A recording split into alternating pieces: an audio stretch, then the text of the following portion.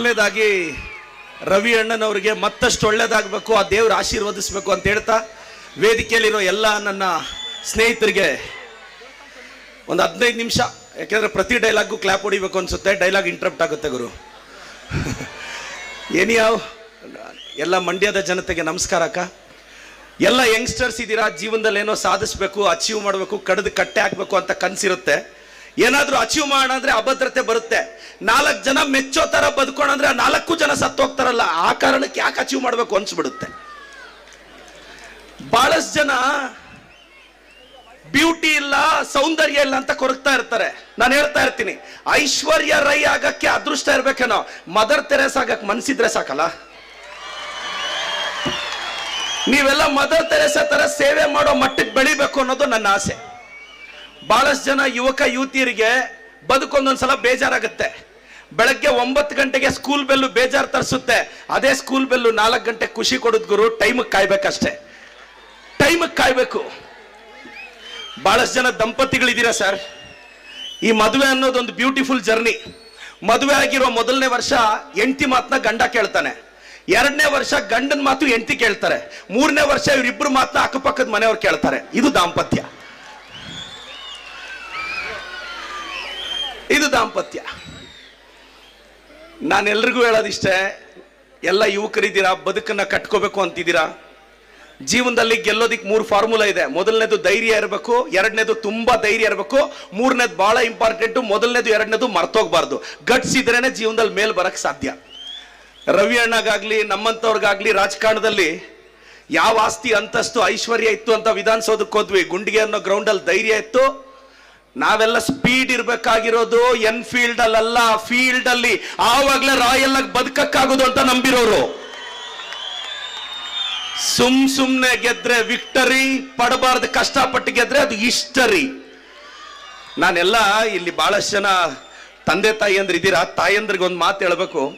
ಏನ್ ಸಂಬಂಧಗಳು ಬದಲಾಗ್ತಿದೆ ಸರ್.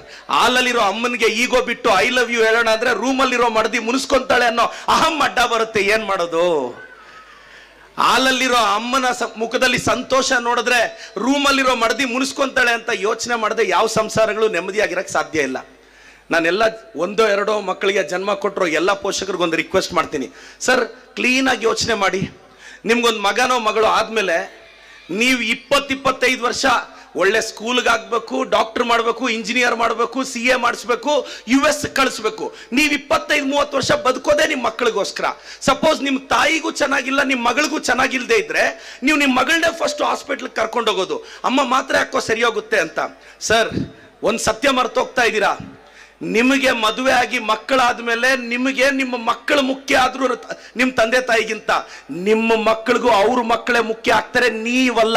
ಆ ಕಾರಣಕ್ಕೆ ಸ್ವಲ್ಪ ದುಡ್ಡು ಎತ್ತಿಟ್ಕೊಳ್ಳಿ ಸರ್. ಸರ್ ನಿಮಗ್ ಮಾತ್ರ ನಿಮ್ಮ ಮಗಳು ಮಗ ಫ್ಯೂಚರ್ ಮುಖ್ಯ, ನಿಮ್ಮ ಮಕ್ಕಳಿಗೆ ನೀವೆಂಗ್ ಮುಖ್ಯ ಆಗ್ತೀರಾ ಸರ್? ಅವ್ರಿಗೂ ಅವ್ರ ಮಕ್ಕಳೇ ಮುಖ್ಯ ಆಗೋದು. ಈ ಕ್ಲಾರಿಟಿ ಇದ್ರೆ ನೆಮ್ಮದಿಯಾಗಿರುತ್ತೆ. ಇನ್ನು ಕೆಲವರು ರಿಟೈರ್ಡ್ ಆಗಿರೋ ಟೀಚರ್ಸು, ಗೌರ್ಮೆಂಟ್ ಎಂಪ್ಲಾಯ್ಸು, ಮಗನೋ ಮಗಳೋ ಯಾವ್ದಾದ್ರು ಟೈಮಲ್ಲಿ ಉಬ್ಬಿಸ್ಬಿಟ್ರೆ ಇರೋದೆಲ್ಲ ಡ್ರಾ ಮಾಡಿಕೊಟ್ಬಿಡ್ತಾರೆ. ಹಂಗೆಲ್ಲ ಮಾಡಬೇಡಿ, ಹಂಗೆಲ್ಲ ಮಾಡಬೇಡಿ. ಲೈಫಲ್ಲಿ ತುಂಬಾ ಮನೆಗಳಲ್ಲಿ ಸಪ್ತಸಾಗರ ಬೇಕಾದ್ರೆ ಕಾಲ್ ತೇವ ಮಾಡ್ಕೊಳ್ಳದೆ ದಾಟ್ಬೋದಂತೆ. ಸಂಸಾರ ಅನ್ನೋ ಮಹಾಸಾಗರನ ಕಣ್ಣಲ್ಲಿ ಕಣ್ಣೀರು ಹಾಕದೆ ದಾಟಕ್ ಸಾಧ್ಯನೇ ಇಲ್ಲ. ಯಾವ ಕಾರಣಕ್ಕೆ ಬದುಕ್ತಿದೀವಿ ಯಾರಿಗೂ ಗೊತ್ತಿಲ್ಲ. 70, 80, 90 ವರ್ಷ ಚೆನ್ನಾಗಿ ಬದುಕಿ ಸೈಟ್ ತಗೊಂಡು ಮನೆ ಕಟ್ಟಿ 2 BHK 3 BHK ಬಿಲ್ಡಿಂಗ್ಗಳು ಕಟ್ಟಿ 75-80 ವರ್ಷ ಮಕ್ಕಳು engineers, doctors, USA UK settled. 75-80 ವರ್ಷಕ್ಕೆ ಎಲ್ಲೋ ಅಪ್ಪ ಹಾಸ್ಪಿಟ್ಲಲ್ಲಿ ಸತ್ತೋದ್ರೆ ಮಕ್ಕಳು ಕೇಳ್ತಾರೆ ಬಾಡಿ ಎಷ್ಟೊತ್ತಿಗೆ ತರ್ತಾರೆ ಅಂತ. ವಾರವ್ವ, 75 ವರ್ಷದ ಡ್ಯಾಡಿನ ಎಷ್ಟು ಬೇಗ ಬಾಡಿ ಮಾಡ್ತಾರಲ್ವಾ. ನಾವೇ ಕಟ್ಟಿರೋ ಮನೆಯಲ್ಲಿ ಹಾಲಲ್ಲಿಟ್ರೆ ಸೂತ್ಕ ಅಂತ ವರಂಡದಲ್ಲೆತ್ತು ಬಿಸಾಕ್ತಾರೆ. ಯಾವ ಕಾರಣಕ್ಕೆ ಬದುಕ್ತಾ ಇದೀವಿ ಸರ್?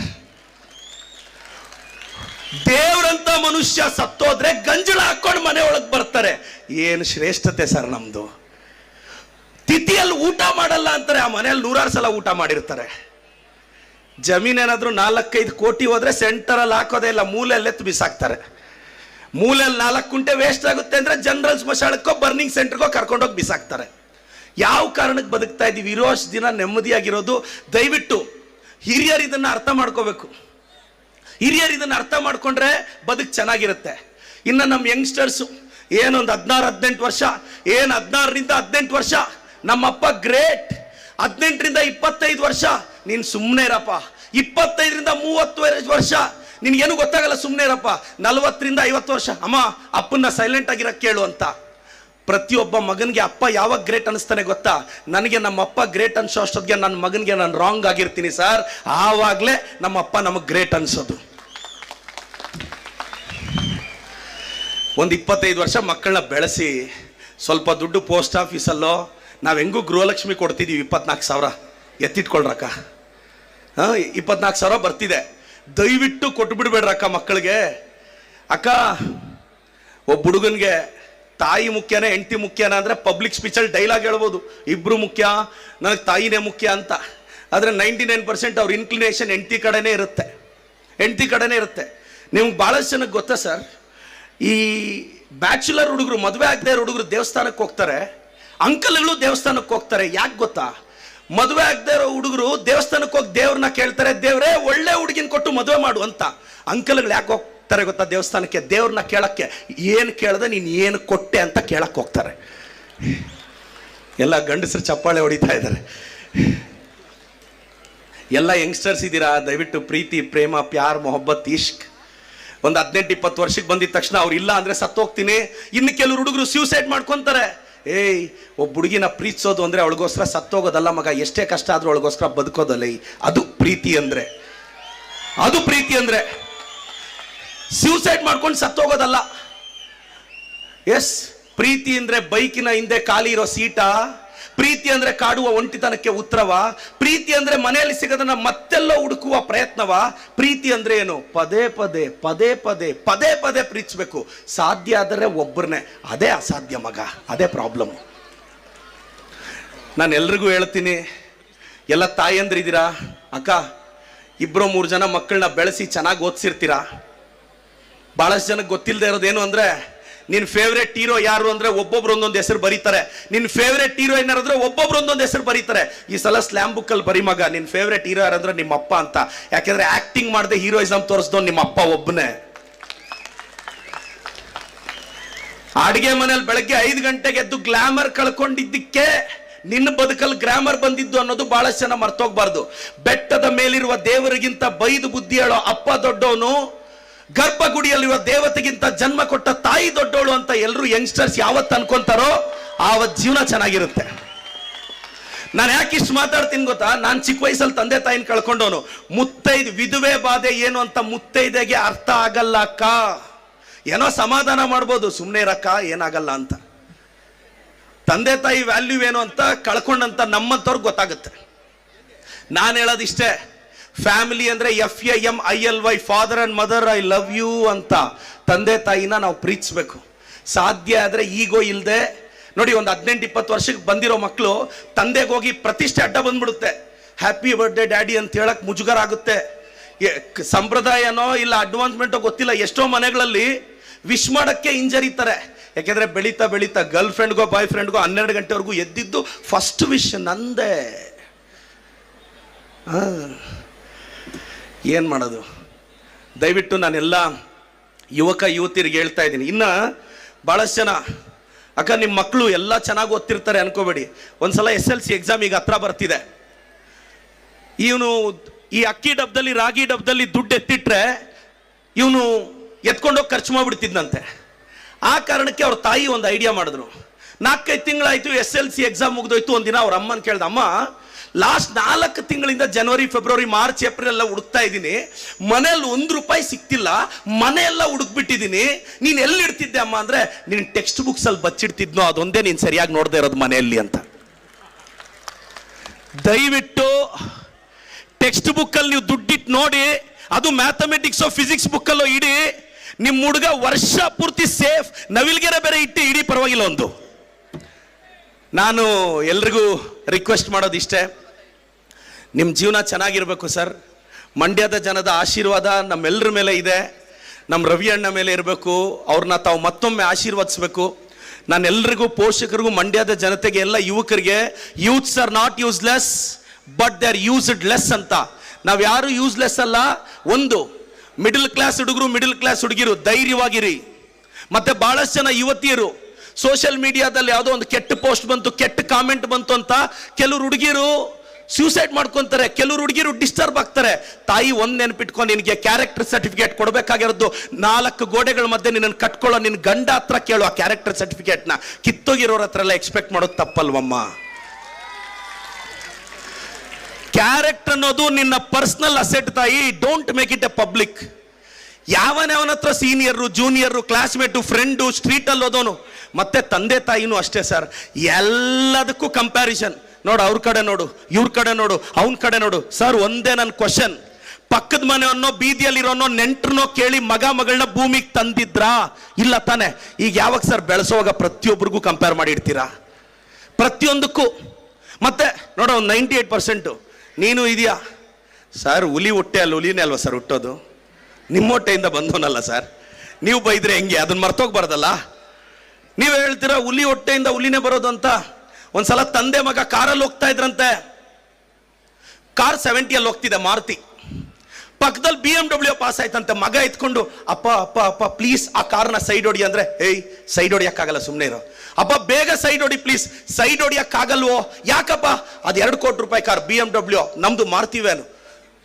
ನೀವು ಇಟ್ಟಿರೋ ಕಾರೇ ಒಂದು ಸೂಪರ್ ಸ್ಪೀಡ್ ಕಾರ್ನ ಸೈಡ್ ಹೊಡಿಯಕ್ಕಾಗ್ತಿಲ್ಲ. ಅವಾಗ ಹೇಳದ್ನಂತೆ ಮಗ, ಅಪ್ಪ ನನ್ನ ಯೋಗ್ಯತೆನೂ 70% ಅಪ್ಪ, ನೀನು ಯಾವನ್ನೋ ತೋರಿಸಿ 98 ತೆಗಿ ಅಂದರೆ ನನ್ನ ಕೈಯಲ್ಲಿ ಆಗಲ್ಲಪ್ಪ. ಸರ್, ದಯವಿಟ್ಟು ಹುಡುಗಿನ ಕೊಡುವಾಗ US ಅಲ್ಲಿ ಇದ್ದಾರೆ, ಡಾಕ್ಟ್ರು, ಇಂಜಿನಿಯರ್ ನೋಡಬೇಡಿ ಸರ್. IT ಕಂಪನಿಯಲ್ಲಿ ಕೆಲಸ ಮಾಡ್ತಿದ್ದ ತಕ್ಷಣ ನಿಮ್ಮ ಮಗಳ ಬದುಕು ಚೆನ್ನಾಗಿರುತ್ತೆ ಅನ್ನೋ ಕನ್ಕ್ಲೂಷನ್ಗೆ ಬರಬೇಡಿ ಸರ್. ಅವನು ಯಾವಾಗ ಕಿತ್ತಾಗ್ತಾನೋ, ಈಗ ಆರ್ಟಿಫಿಷಿಯಲ್ ಇಂಟೆಲಿಜೆನ್ಸು ಯಾವಾಗ ಕೆಲಸ ಹೋಗುತ್ತೋ, ಯಾವಾಗ ಕಂಪ್ನಿಯಿಂದ ಆಚೆ ಬರ್ತಾರೋ ಗೊತ್ತಿಲ್ಲ. ಮಂಡ್ಯದಲ್ಲಿ ರೈತರ ಮಕ್ಕಳು ಇದ್ದಾರೆ ಸರ್. ಮಂಡ್ಯದ ಹುಡುಗರು, ಉತ್ತರ ಕರ್ನಾಟಕದವರೆಗೂ ದಯವಿಟ್ಟು ಮಂಡ್ಯದ ಹುಡುಗರು, ಉತ್ತರ ಕರ್ನಾಟಕ ಸರ್, ರೈತರ ಮಗ ಸರ್, ಅಲ್ಲೆಲ್ಲೋ US ಅಲ್ಲಿ ಹೋಗಿ ಕ್ಯಾಲಿಫೋರ್ನಿಯಾದಲ್ಲಿ ಸೆಟ್ಲ್ ಆಗಿ ತಂದೆ ತಾಯಿ ಸತ್ತೋದ್ರೆ ವೀಸಾ ಸಿಗ್ಲಿಲ್ಲ ಅಂತ ನೆಪ ಹೇಳಿ ವಿಡಿಯೋ ಕಾಲಲ್ಲಿ ಅಪ್ಪ ಅಮ್ಮ ನೋಡಿ ಮಣ್ಣು ಮಾಡೋ ಮಕ್ಕಳಿಗಿಂತ ಕಷ್ಟನ ಸುಖನೋ ಬೆಳಗ್ಗೆ ಒಂದಷ್ಟು ಇಟ್ಟು ಹಾಕಿ ಬೆಳೆಸೋ ತಂದೆ ತಾಯಿ ನೋಡ್ಕೊಳ್ಳೋ ಮಕ್ಕಳೇ ಶ್ರೇಷ್ಠ ಸರ್. ರೈತರ ಮಕ್ಕಳನ್ನ ನಂಬಿ ಸರ್. ಸರ್, ಮನೆ ದೊಡ್ಡದಾಗಿದ್ದ ತಕ್ಷಣ ನಿಮ್ಮ ಮಗಳ ಬದುಕು ಚೆನ್ನಾಗಿರುತ್ತೆ ಅನ್ನೋ ಅಸಂಪ್ಷನ್ಗೆ ಬರಬೇಡಿ ಸರ್. ಬಡವ್ರ ಮಕ್ಕಳು ಎಲ್ಲ ಇರ್ತಾರೆ. ಬಟ್ ಇನ್ನೊಂದು ನಾನು ಎಲ್ರಿಗೂ ಹೇಳಕ್ಕೆ ಇಷ್ಟಪಡ್ತೀನಿ ನೋಡಿ, ಜೀವನದಲ್ಲಿ ಒಂದು ತಲೆಯಲ್ಲಿ ಇಟ್ಕೊಳ್ಳಿ, ಈ ಸಮಾಜ ನಮ್ಮನ್ನ ತುಂಬಾ ಮಿಸ್ಗೈಡ್ ಮಾಡುತ್ತೆ. ಯಾಕೆ ಅಂತ ಹೇಳ್ತೀನಿ. ಪ್ರತಿಯೊಬ್ರು ಏನ್ ಹೇಳ್ತಾರೆ? ದುಡ್ಡು ಮುಖ್ಯ ಅಲ್ಲ ಅಂತಾರೆ. ನಾವೆಲ್ಲರೂ ಒದ್ದಾಡ್ತಿರೋದು ಅದಕ್ಕೆ ಅಲ್ವಾ ಸರ್? ಅದಕ್ಕೆ ಅಲ್ವಾ? ಈ ಸತ್ಯನ ಹೇಳ್ಕೊಡಲ್ಲ. ಯಾಕೆಂದ್ರೆ ಎಲ್ಲರೂ ದುಡ್ಡು ಮಾಡ್ಬಿಟ್ರೆ, ಎಲ್ಲರೂ ಬೆಳೆದು ಬಿಟ್ರೆ, ಎಲ್ಲರೂ ಹೆಸರು ಮಾಡ್ಬಿಟ್ರೆ, ಈ ಸಮಾಜ ಕೆಲವು ಅಸಂಪ್ಷನ್ಸ್ ಅಲ್ಲಿ ಇಟ್ಟಿದೆ ನಮ್ಮನ್ನ. ದಯವಿಟ್ಟು ಅದರಿಂದ ಆಚೆ ಬನ್ನಿ.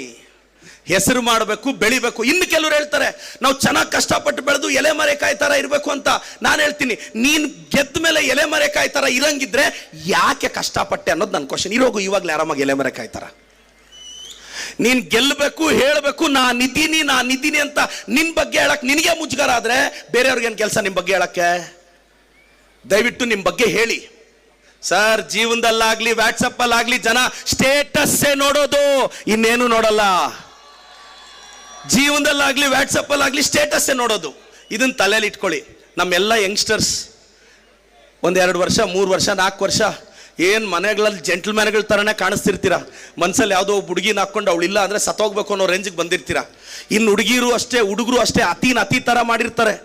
ಏನು ಹುಡುಗ ಒಬ್ಬ ಹುಡುಗಿನ ಪ್ರೀತಿಸಿದ ತಕ್ಷಣ ಹುಡುಗಿಯವ್ರ ಅಪ್ಪ ಅಮ್ಮನ ಇವನ್ ಅತ್ತೆ ಮಾವ ಅನ್ನೋದೇನು, ಹುಡುಗನವ್ರ ಅಪ್ಪ ಅಮ್ಮನ ಅತ್ತೆ ಮಾವ ಅನ್ನೋದೇನು ಅವ್ರಿಬ್ರಿಗೂ ಗೊತ್ತಿಲ್ಲದೆ ಇರೋದಂದ್ರೆ ರಿಯಲ್ ಅತ್ತೆ ಮಾವ ಇನ್ನೆಲ್ಲೋ ಇರ್ತಾರೆ. ಒಂದು 6-7 ವರ್ಷ ಆದ್ಮೇಲೆ ಅಪ್ಪ ಅಮ್ಮ ಹುಡುಕ್ತಾರೆ ಅಂತ. ಇಂಡಿಯಾದಲ್ಲಿ ಲವ್ ಮ್ಯಾರೇಜ್ ಅಷ್ಟು ಈಸಿ ಅಲ್ಲ. ಹುಡುಗ ಹುಡುಗಿನ ಇಷ್ಟಪಡ್ಬೇಕು, ಹುಡುಗಿ ಹುಡುಗನ ಇಷ್ಟಪಡ್ಬೇಕು. ಅದಾದ್ಮೇಲೆ ಹುಡುಗ ಅವ್ರ ಅಪ್ಪ ಅಮ್ಮ ಹುಡುಗಿನ ಇಷ್ಟಪಡ್ಬೇಕು, ಹುಡುಗಿಯವ್ರ ಅಪ್ಪ ಅಮ್ಮ ಹುಡುಗನ ಇಷ್ಟಪಡ್ಬೇಕು, ಹುಡುಗನವ್ರ ನೆಂಟರು ಹುಡುಗಿರ ಫ್ಯಾಮಿಲಿನ ಇಷ್ಟಪಡ್ಬೇಕು, ಹುಡುಗಿಯವ್ರ ನೆಂಟರು ಹುಡುಗನ ಫ್ಯಾಮಿಲಿನ ಇಷ್ಟಪಡ್ಬೇಕು. ಇಷ್ಟೆಲ್ಲ ಇಷ್ಟಪಡೋರ್ಗು ಇವರಿಬ್ರು ಇಷ್ಟಪಡ್ತಿರ್ತಾರ ಇಲ್ವಾ ಅನ್ನೋದೇ ಡೌಟ್. ಅದೇ ಪ್ರಾಬ್ಲಮ್.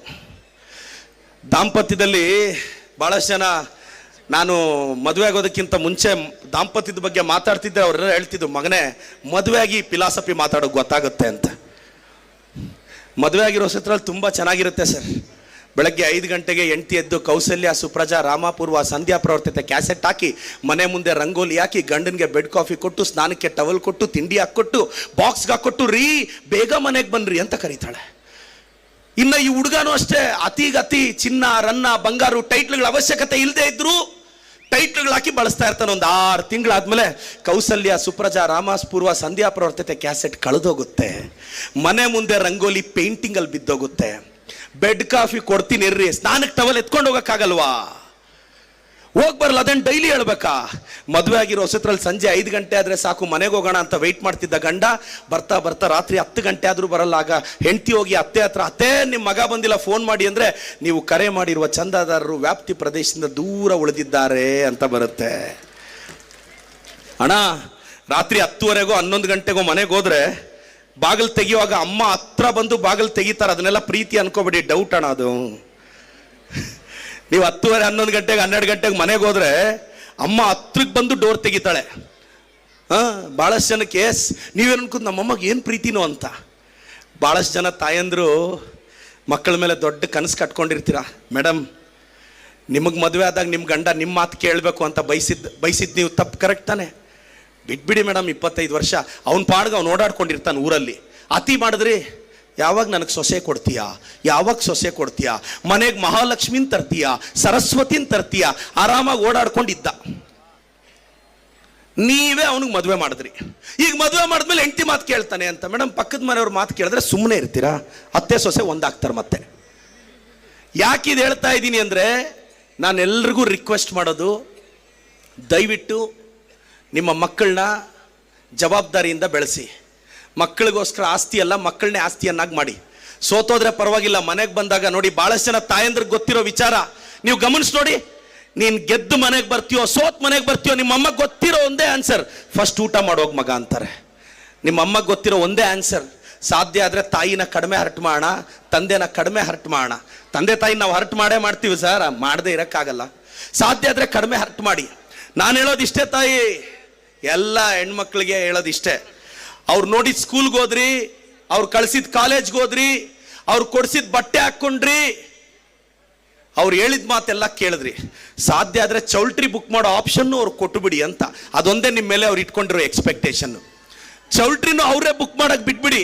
ನಿಮ್ಮ ತಂದೆ ತಾಯಿಗೆ ನೋಡಿ, ಕೇಳಿ ನೋಡಿ. ಈಗ ಒಂದು 20-22ರಲ್ಲಿರೋ ಹೆಣ್ಮಕ್ಳು ಅಪ್ಪ ಅಮ್ಮನ ಕೇಳಿ ನೋಡಿ. ನಿನ್ನ ಮದುವೆನ ಗ್ರ್ಯಾಂಡಾಗಿ ಮಾಡಬೇಕು, ನೆಂಟ್ರ ಮನೆಗಳಿಗೆಲ್ಲ ಹೋಗ್ಬೇಕು, ಇನ್ವಿಟೇಷನ್ ಕೊಡಿಬೇಕು, ಬರಬೇಕು, ಗ್ರ್ಯಾಂಡಾಗಿ ಮದುವೆ ಮಾಡಬೇಕು. ಇನ್ನೇನು ಇಲ್ಲ ತಂದೆ ತಾಯಿಗೆ ಆಸೆ. ಎಲ್ರಿಗೂ ಧೈರ್ಯವಾಗಿರಿ ಸರ್, ನಥಿಂಗ್ ಇಸ್ ಹ್ಯಾಪನ್, ತಲೆಗೆಡಿಸ್ಕೋಬೇಡಿ. ಇನ್ನು ನಮ್ಮ ರೈತರಿಗೊಂದು ರಿಕ್ವೆಸ್ಟ್ ಮಾಡ್ತೀನಿ ಅಣ್ಣ, ಒಂದು 5 ಲಕ್ಷನೋ 10 ಲಕ್ಷನೋ 20 ಲಕ್ಷನೋ ಬೆಳೆ ಮೇಲೆ ಸಾಲ ತೆಗೆದಿರ್ತೀರ. ಒಂದೊಂದು ಸಲ ಬ್ಯಾಂಕ್ಗೆ ಕಟ್ಟಕ್ಕಾಗಲ್ಲ, ಸತ್ತೋಗ್ಬೇಕು ಅನಿಸುತ್ತೆ ಸರ್. ಭಯ ಬೀಳಬೇಕಾಗಿರೋದು ಸಾಲ ಕೊಟ್ಟಿರೋ ಬ್ಯಾಂಕ್ ಮ್ಯಾನೇಜರು, ನೀವಲ್ಲ. ಧೈರ್ಯವಾಗಿರಿ ಸರ್. ಸರ್ ನೀವ್ಯಾಕೆ ಸರ್ ಸತ್ತೋಗ್ತೀರಾ ಸರ್? ಮ್ಯಾನೇಜರ್ ಸೂಸೈಡ್ ಮಾಡ್ಕೋಬೇಕು ಸರ್, ಅಯ್ಯೋ ವಾಪಸ್ ಕೊಡ್ತಾನೋ ಇಲ್ವೋ ಅಂತ. ಆರಾಮಾಗಿರಿ ಸರ್. ಮನೆ ಹತ್ರ ಬಂದು ಗಲಾಟೆ ಮಾಡ್ತಾನೆ, ಏನು ಮಾಡ್ತಾರೆ ಸರ್? ಸಾಲ ವಾಪಸ್ ಕೊಡು ಅಂತಾರೆ, ಕೊಡಲ್ಲ ಹೋಗು ಅಂತಾರೆ. ಸ್ವಲ್ಪ ನೀವು ಸತ್ತೋಗ್ಬೇಡಿ ಸರ್. ಸರ್ ನೀವೇನೋ 10 ಲಕ್ಷ 20 ಲಕ್ಷ ಸಾಲ ಇದೆ ಅಂತ ನೀವು ಹೆಚ್ಚು ಕಡಿಮೆ ಮಾಡ್ಕೊಂಡ್ರೆ, ವಯಸ್ಸಿಗೆ ಬಂದಿರೋ ಮಗಳಿಗೆ ಮದುವೆ ಮಾಡೋರು ಯಾರು ಸರ್? ವಯಸ್ಸಿಗೆ ಬಂದಿರೋ ಮಗನಿಗೆ ದಾರಿ ತೋರಿಸೋರು ಯಾರು ಸರ್? ನೀವು ಗಟ್ಟಿಯಾಗಿರ್ಬೇಕು ಸರ್. ಏನಾಗುತ್ತೆ ಸರ್? ಮನೆ ಹತ್ರ ಬಂದು ಬೈತಾರ, ಬೈಲಿ. ಅಯ್ಯೋ ಬೀದಿಯಲ್ಲಿ ಮಾನ ಮರ್ಯಾದೆ ಹೋಯ್ತು, ಫೀಲ್ ಎಲ್ಲ ಆಗ್ಬೇಡಿ ಸರ್. ನಾವು ಹೆಂಗೆಲ್ಲ ಬೈಸ್ಕೊಂತೀವಿ ನೋಡಿ, ಮಾನ ಮರ್ಯಾದೆ ಇಲ್ಲದೆ ನೋಡಿ ಸರ್. ನಮ್ಮನ್ನ ಹೆಂಗ್ ಬೈತಾರೆ ಸರ್? ನಾನು ಬೈಸ್ಕೊಂಡಿರೋದ್ರಲ್ಲಿ ನೀವು 2 ಸಲ ಬೈಸ್ಕೊಂಡ್ರು 2 ದಿನ ಊಟ ಬಿಡ್ತೀರಾ? ಕೆಟ್ಟದಾಗ ಬೈತಾರೆ, ಕೆಟ್ಟದಾಗಿ ಪೇಡ್ ಕಾಮೆಂಟ್ಸ್ ಹಾಕ್ತಾರೆ. ನಾನು ತಲೆ ಕೆಡಿಸ್ಕೊಳ್ಳಲ್ಲ. ಯಾಕೆ ಅಂದರೆ ನನಗೆ ಗೊತ್ತಿದೆ ನನ್ನ ನಿಯಮ ಯಾವನು ಕಟ್ಟಲ್ಲ ಗುರು, ನಾನೇ ಕಟ್ಕೋಬೇಕು ಅಂತ. ಯಾರಾದ್ರೂ ಹೊಗಳದವನು ಒಂದು EMI ಕಾಸು ಹಾಕ್ತಾನಾ? ಹಾಕಂಗಿದ್ರೆ ಹೇಳಿ. ನನ್ನನ್ನು ಕೆಲವ್ರು ಕೇಳ್ತಾರೆ, ಪ್ರದೀಪ್ ಈಶ್ವರ್ ನಿಂದು ಮಾತು ಜಾಸ್ತಿ, ನೀನು ಬಾಯಿ ಮುಚ್ಕೊಂಡಿರು ಅಂತ ಕೆಲವರು ನಮ್ಮೂರಲ್ಲಿ ನನ್ನ ಫ್ರೆಂಡ್ಸ್ ಹೇಳ್ತಾರೆ. ನಾನು ಹೇಳ್ದಲ್ಲ, ನೀನು ಕಡಿಮೆ ಮಾತಾಡಿ, ಏನಾದರೂ ಕಡ್ದು ಕಟ್ಟೆ ಹಾಕಿದ್ರೆ ಮಗನೇ ಹೇಳು, ನಾನು ಸೈಲೆಂಟ್ ಆಗಿರ್ತೀನಿ. ನಾನು ಜಾಸ್ತಿ ಮಾತಾಡಿ ಪರಿಶ್ರಮ ನೀಟ್ ಅಕಾಡೆಮಿ ಕಟ್ಟಿದ್ದೀನಿ, ಚಿಕ್ಕಬಳ್ಳಾಪುರಕ್ಕೆ MLA ಆಗಿದ್ದೀನಿ. ನಾನು ಹೇಳೋದಿಷ್ಟೇ, ಅವ್ರು ಯಾರೋ ಹಂಗಿರಂಗೆ ಹಂಗಿದ್ದಂಗೆ ಹಿಂಗಿರ್ಬೇಕು ಅಂತ ಎಲ್ಲ ಯೋಚನೆ ಮಾಡಬೇಡಿ. ನಿಮ್ಗೆ ಹೆಂಗೆ ಅನ್ಸುತ್ತೋ ಹಂಗಿರಿ, ಆರಾಮಾಗಿರಿ, ತಲೆಗೆಡ್ಸ್ಕೋಬೇಡಿ, ಜಾಸ್ತಿ ಟೆನ್ಷನ್ಸ್ ಎಲ್ಲ ತಗೋಬೇಡಿ, ಕೂಲಾಗಿರಿ ಸರ್. ದೊಡ್ಡ ಅವಮಾನ ಆದ್ರೆ ಏನ್ ಮಾಡ್ಬೇಕು ಸರ್? ಬೈದಿರೋನು ಸತ್ತೋಗ್ತಾನೆ, ಭಯ ಬೀಳ್ಬೇಡಿ. ಬೈಸ್ಕೊಂಡವನು ಹೋಗ್ತಾನ, ಬೈದಿರೋನು ಹೋಗ್ತಾನ, ಒಂದು 40-50 ವರ್ಷ ಕಾಯ್ಬೇಕಷ್ಟೆ. ಏನಿದೆ ಸರ್, 60-70 ವರ್ಷ ಆದಮೇಲೆ ದೇವಸ್ಥಾನಗಳಿಗೆ, ಡಯಾಗ್ನೋಸ್ಟಿಕ್ ಸೆಂಟರ್ಗಳಿಗೆ ಓಡಾಡೋದು ಬಿಟ್ಟರೆ ಇನ್ನೇನಿರುತ್ತೆ? ಏನೂ ಇರಲ್ಲ. ನಾನೆಲ್ಲ ಯಂಗ್ಸ್ಟರ್ಸ್ಗೆ ಒಂದು ಹೇಳೋದು, ಹುಡುಗರು ದಯವಿಟ್ಟು, ನಾನು ಯಾಕೆಂದರೆ ಪೋಷಕರಿಗೆ, ನಿಮ್ಮ ಮಕ್ಕಳಿಗೆ ನೀವು ಹೇಳೋಕ್ಕಾಗಲ್ಲ ಸರ್. ನಾನೇನಾದ್ರು ತುಂಬ ಫಿಲಾಸಫಿಕಲ್ ಹೇಳಿದ್ರೆ ಅವ್ರು ಕೇಳಲ್ಲ ಸರ್. ಅವ್ರ ದಾರಿಯಲ್ಲಿ ಹೋಗಿ ಹೇಳ್ಬೇಕು ಅವ್ರಿಗೆ. ನಾನು ತುಂಬ ಫಿಲಾಸಫಿಕಲ್ ಹೆಂಗೆ ಓದಬೇಕು, ಏಕಾಗ್ರತೆ ಇರಬೇಕು ಅಂದರೆ ಅವನು ಕೇಳಲ್ಲ, ಯಾರಿಗೂ ಇವನು ಅಂತಾರೆ. ಅವ್ರ ದಾರಿಯಲ್ಲೋಗೆ ಸ್ವಲ್ಪ ಮಟ್ಟಿಗೆ ಸರ್. ಇಲ್ಲಿ ಯಾರಿಗೋಸ್ಕರ ಯಾರೂ ಬದಲಾಗಲ್ಲ. ನಾನು ಹೇಳೋದಿಷ್ಟೇ, ತಲೆಗೆಡ್ಸ್ಕೊಬೇಡಿ. ಕೆಲವು ಹುಡುಗರು ಆವಾಗ ನೋಡ್ತಾ ಇರ್ತೀನಿ, ಯಾವುದೋ ಲವ್ ಫೇಲ್ಯೂರ್ ಅಂತ ಸತ್ತೋಗ್ಬಿಡ್ತಾರೆ.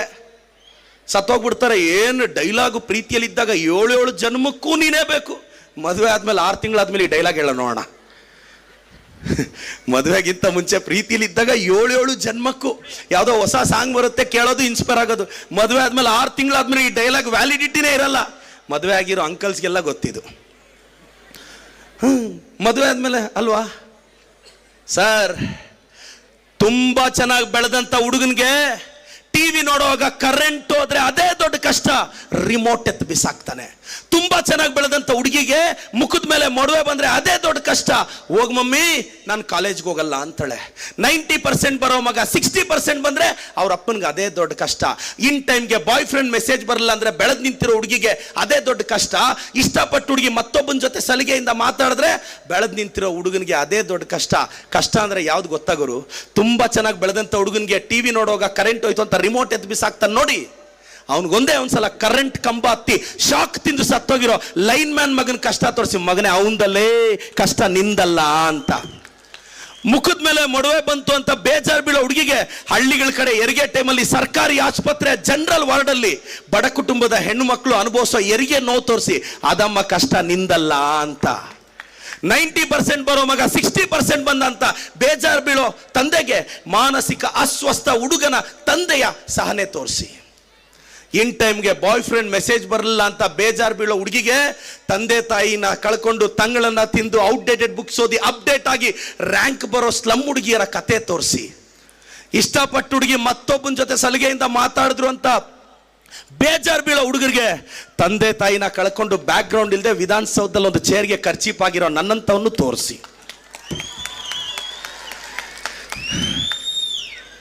ನಾನು ನಿಮ್ಗೆಲ್ಲ ಹೇಳೋದಿಷ್ಟೇ.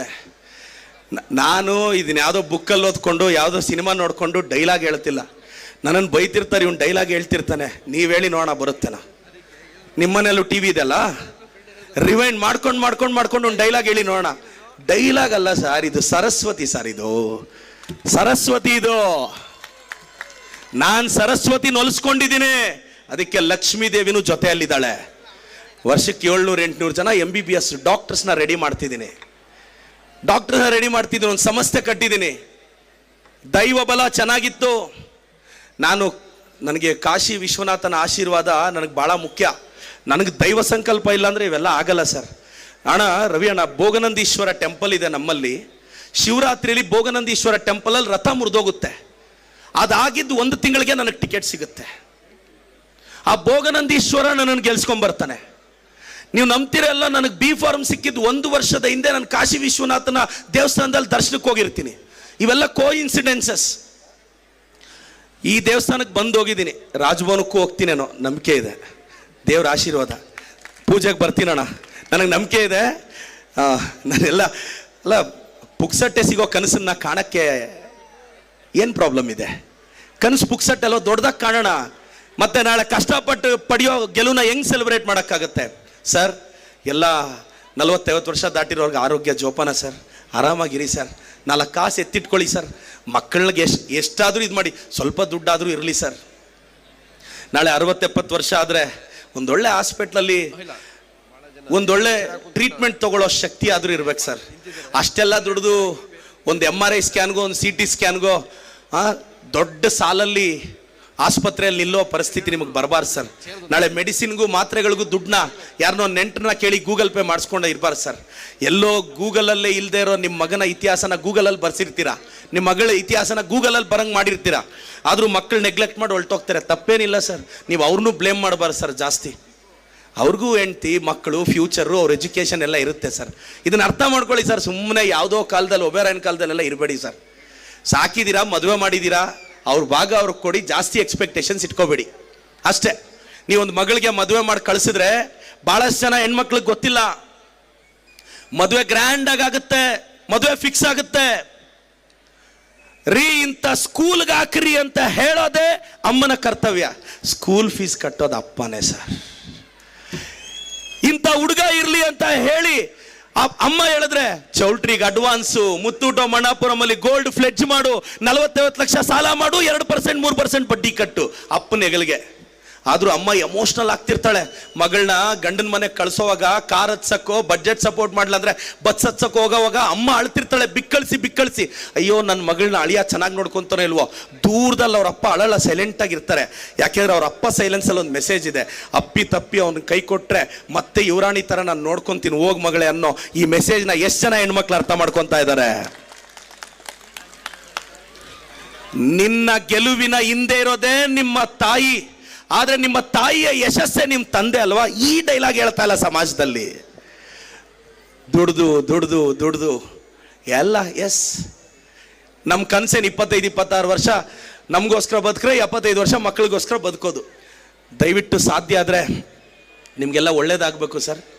ನಾನೆಲ್ಲ ಮಂಡ್ಯ ಜನತೆನ ರಿಕ್ವೆಸ್ಟ್ ಮಾಡ್ತೀನಿ, ನಾನೆಲ್ಲ ಯಂಗ್ಸ್ಟರ್ಸ್ನ ರಿಕ್ವೆಸ್ಟ್ ಮಾಡ್ತೀನಿ, ಪಾಲಿಟಿಕ್ಸ್ಗೆ ಬರಬೇಕಾ ಬಾ, ಬೈಸ್ಕೊಳ್ಳೋ ದಮ್ಮು ತಾಕತ್ತಿದ್ರೆ ಬಾ.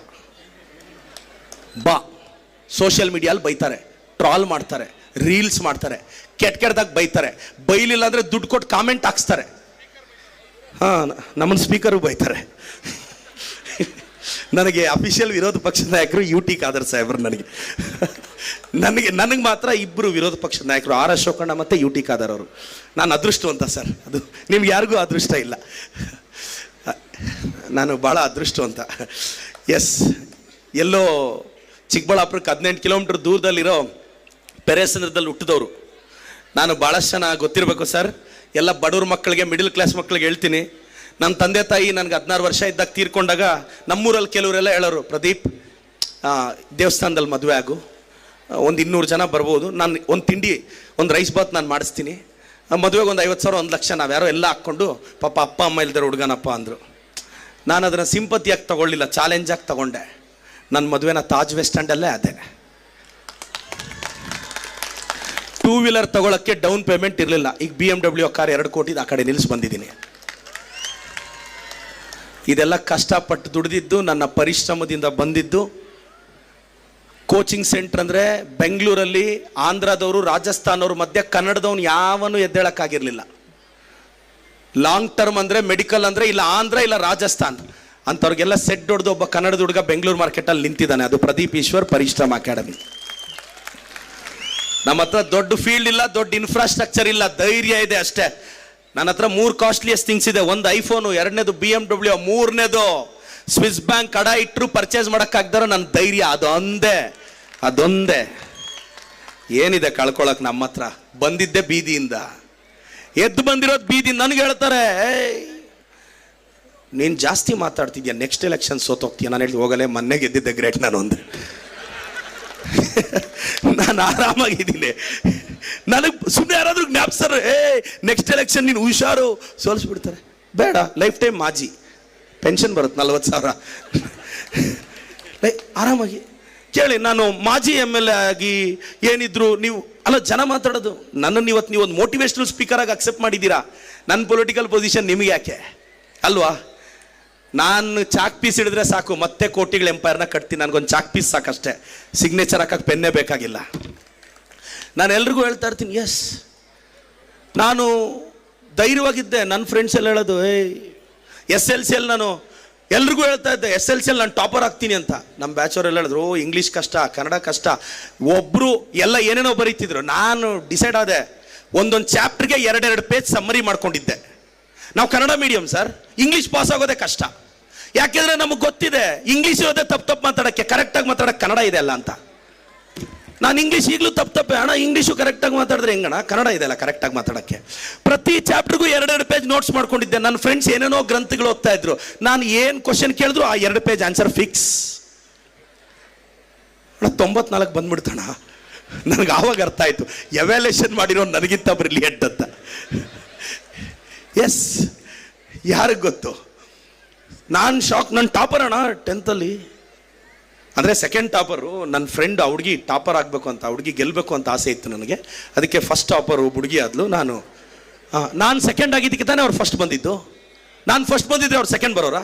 ನಾನು ಸೆಕೆಂಡ್ ಬಂದಿದ್ದಕ್ಕೆ ಅವ್ರು ಫಸ್ಟ್ ಬಂದಿದ್ದು. ಅದಕ್ಕೆ ಕ್ರೆಡಿಟ್ ನನಗೆ ಹೋಗ್ಬೇಕು. ಎನಿಹಾವ್, ಕನ್ನಡ ಮೀಡಿಯಮ್ ಮುಗಿಸ್ಕೊಂಡು ಬಂದ್ವಿ. PUC ಎಲ್ಲ ಆಯಿತು, ರಾಜಕಾರಣಕ್ಕೆ ಬಂದಿದ್ದೀವಿ.